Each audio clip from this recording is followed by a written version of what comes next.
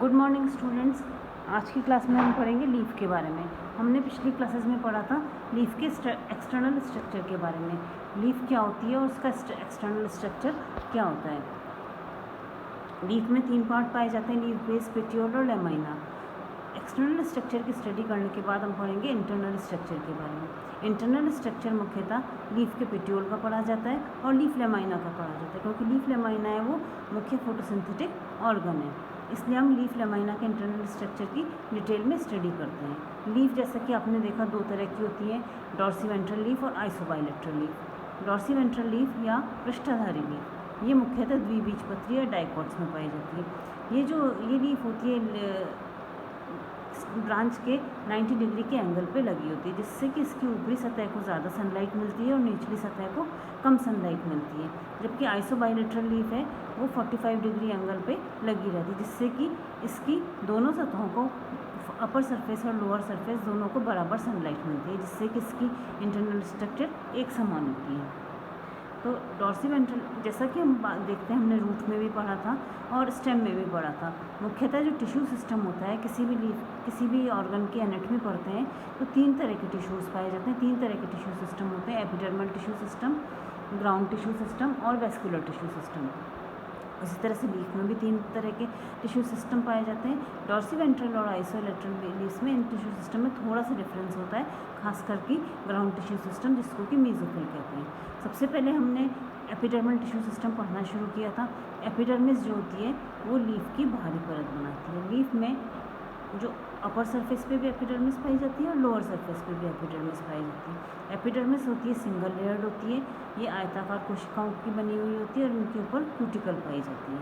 साथ ही साथ लीफ की जो एपिडर्मिस होती है उसमें स्टोमेटा पाए जाते हैं। स्टोमेटा को हिंदी में रंध्र कहते हैं। ये रंध्र गैसेस एक्सचेंज का काम करते हैं और ट्रांसपिरेशन का काम होता है इनसे।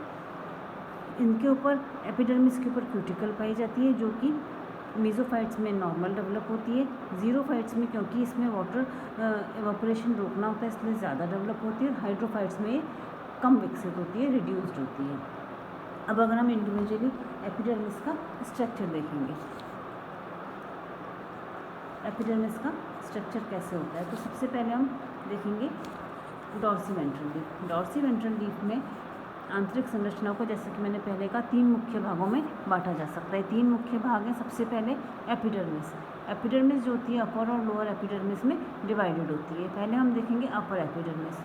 अपर एपिडर्मिस होती है भारी और ऊपरी परत होती है, जिसमें कि रेक्टेंगुलर या ढोलकाकार मर्दोतक की कोशिकाएं पाई जाती हैं, जिसमें कि अंतरकोशिकीय अवकाश, इंटरसेलुलर स्पेसेस नहीं होते। ये एक दूसरे से सटी हुई होती हैं और एक पंक्ति में होती है। इनके ऊपर क्यूटिकल पाई जाती है। इन कोशिकाओं में क्लोरोप्लास्ट या हरितलवक नहीं पाए जाते। कुछ सामान्यतः ये एक स्तरीय होती है और कुछ कोशिकाओं में द्विस्तरीय भी होती है। अच्छा, अभी मैंने स्टोमेटा के बारे में बताया, तो डॉर्सीवेंट्रल लीफ में सामान्यतः अपर सरफेस पे या अपर एपिडर्मिस पे स्टोमेटा बहुत कम पाए जाते हैं और सिंगल लेयर्ड होती है। लेकिन कुछ स्पीसीज जैसे मीडियम फाइकस आदि में अपर एपिडर्मिस या ऊपरी बाह्य त्वचा मल्टी लेयर्ड होती है। इनमें स्टोमेटा के अलावा ट्राइकोम्स या हेयर्स भी पाए जाते हैं। फिर दूसरा आता है लोअर एपिडर्मिस। ये पत्ती की लोअर लेयर है। इसमें पैरेन्काइमेटस सेल्स जो होती हैं वो सघन रूप से कॉम्पैक्टली अरेंज होती है। अच्छा, डॉर्सीवेंट्रल लीफ जो होती है पृष्ठधारी लीफ होती है, उसमें नीचे की जो लेयर होती है उसमें स्टोमेटा अधिक संख्या में पाए जाते हैं। इसके साथ ही साथ इसमें कुछ कोशिकाओं में क्लोरोप्लास्ट भी पाए जाते हैं। क्लोरोप्लास्ट सिर्फ स्टोमेटा के चारों ओर पाए जाने वाली गार्ड सेल्स में ही पाए जाते हैं और लोअर लेयर में क्योंकि स्टोमेटा पाए जाते हैं इसलिए उनके गार्ड सेल भी पाए जाते हैं। जो स्टोमेटा होता है, जैसे कि आपने देखा था एपिडर्मिस के बीच में होता है एक छोटी सी गुहिका होती है, उसके दोनों ओर गार्ड सेल पाई जाती है। इन गार्ड सेल में क्लोरोप्लास्ट पाए जाते हैं। ये जो स्टोमेटल कैविटी होती है यह मेसोफिल और बाह्य वातावरण को जोड़ने का काम करती है। तो ये हुआ एपिडर्मल टिश्यू सिस्टम, जिसमें डॉर्सीवेंट्रल लीफ में क्या होता है अपर एपिडर्मिस और lower epidermis. Upper epidermis continuous layer की होती है, एक स्तरीय होती है मुख्यतः, इसमें क्यूटिकल पाई जाती है और इसमें रंध्र बहुत कम पाए जाते हैं या नहीं पाए जाते। जो लोअर एपिडर्मिस होती है ये भी एक स्तरीय होती है, कॉम्पैक्टली अरेंज आयताकार कोशिकाओं की बनी होती है और इसमें रंध्र पाए जाते हैं जो कि लीफ के इंटरनल को बाह्य एयर से जोड़े हुए रखते हैं। तो ये हुआ एपिडर्मल टिश्यू सिस्टम। अब दूसरा आता है ग्राउंड टिश्यू सिस्टम। लीफ में जो ग्राउंड टिश्यू सिस्टम होता है वो मीजोफिल कहलाता है। तो अपर एपिडर्मिस और लोअर एपिडर्मिस के बीच में जो सेल्स पाई जाती है उनको मीजोफिल कहते हैं। इसमें मीजोफिल दो भागों में विभक्त होता है। ये द्विबीजपत्री में पाए जाने वाली डॉर्सी वेंट्रल लीफ की या पृष्ठाधारी लीफ की खासियत है कि इसमें जो मीजोफिल होता है वो दो भागों में विभक्त होता है। ये दो भाग कौन कौन से होते हैं? अपर सरफेस पे पाए जाने वाला पैलिसेड पैरेन्काइमा और लोअर सरफेस पे पाए जाने वाला स्पॉन्जी पैरेन्काइमा। जो पैलिसेड पैरेन्काइमा होता है इसकी कोशिकाएं जैसा कि आप डायग्राम में ऊपर की ओर देख रहे हो लंबी होती हैं और कॉलमिनर होती हैं, खंबे के समान होती हैं। इनमें प्रचुर मात्रा में क्लोरोप्लास्ट पाया जाता है जिसके कारण ये लीफ फोटोसिंथेसिस करती है।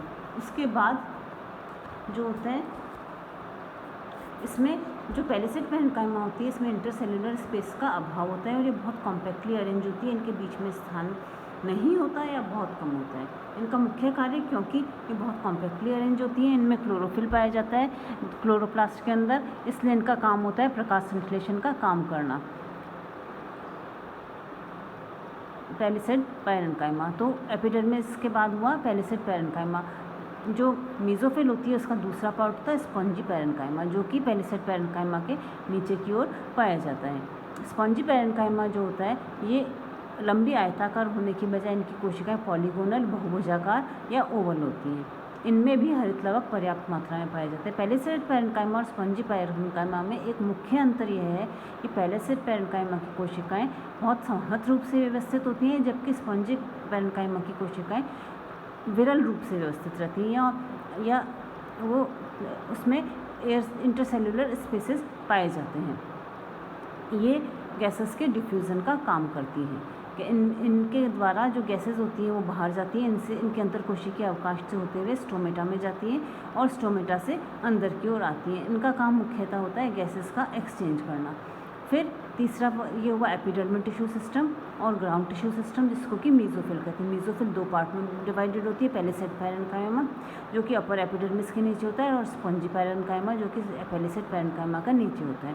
पैलिसेड पैरेन्काइमा में कोशिकाएं कॉम्पैक्टली अरेंज होती हैं और स्पॉन्जी पैरेन्काइमा में लूजली अरेंज होती हैं जिनके बीच में इंटरसेल्युलर स्पेसेस पाए जाते हैं और ये गैसेस का विनिमय करते हैं लीफ के एक्सटर्नल एटमॉस्फेयर में स्टोमेटा के द्वारा।